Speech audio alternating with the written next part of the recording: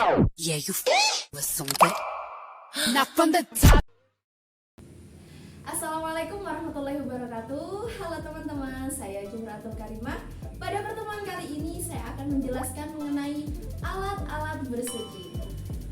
Bersuci menempati kedudukan yang penting dalam ibadah, karena setiap orang yang akan mengerjakan sholat dan tawaf diwajibkan terlebih dahulu bertoharo seperti berwudu, tayamum, atau mandi.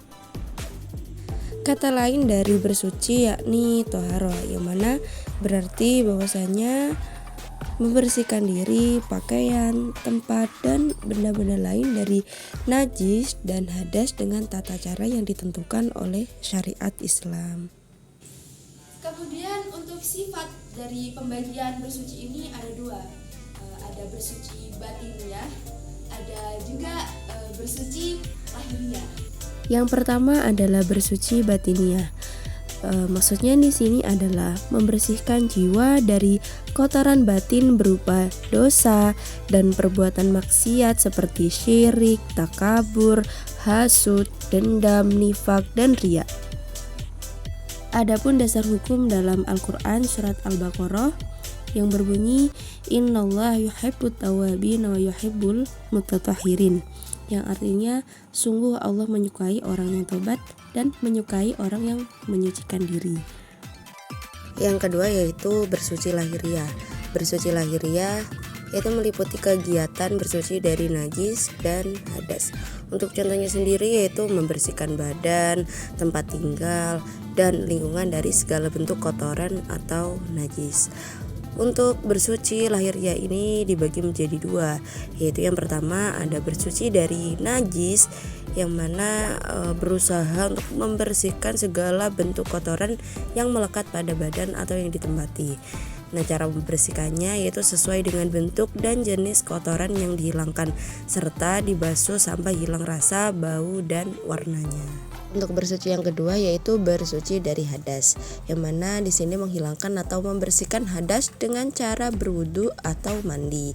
Cara mensucikannya disesuaikan dengan jenis hadas yang akan dibersihkan. Nah, jika hadas kecil maka mensucikannya dengan wudu, jika hadas besar yaitu dengan mandi. Kemudian teman-teman, untuk pembagian air dalam bersuci itu ada 4. Yang mana yang pertama itu ada air suci yang mensucikan, yang kedua ada air mustakmal, ada air musyammas, dan ada air mutanajis. Air suci yang mensucikan atau bisa disebut dengan air mutlak, yang mana air ini merupakan air yang suci secara zatnya serta dapat digunakan untuk bersuci. Nah, menurut Abi Suja ada 7 macam air yang masuk dalam kategori air mutlak. Beliau mengatakan ketujuh air itu yaitu air yang dapat digunakan untuk bersuci ada 7 macam, yaitu air hujan, air laut, air sungai, air sumur, air sumber, air salju, dan air es. Yang kedua yakni air mustakmal atau air yang sedikit ukurannya atau kurang dari 2 kula dan bekas pakai telah digunakan untuk bersuci walaupun tidak berubah warnanya. Air ini tidak boleh digunakan untuk bersuci karena dikhawatirkan sudah terkena kotoran atau najis yang dapat mengganggu kesehatan. Kemudian ada air musyammas, yaitu air yang makruh dipakai untuk bersuci. Nah, yang termasuk jenis air ini adalah air yang dijemur atau terkena panas matahari dan disimpan dalam bejana atau bak penampungan selain dari emas dan perak. Dan yang terakhir yakni air mutanajis, yaitu air yang sudah terkena najis. Air ini tidak halal untuk diminum dan tidak sah apabila digunakan untuk bersuci. Air semacam ini tidak dapat dipergunakan untuk toharoh, baik untuk menghilangkan najis maupun untuk menghilangkan hadas.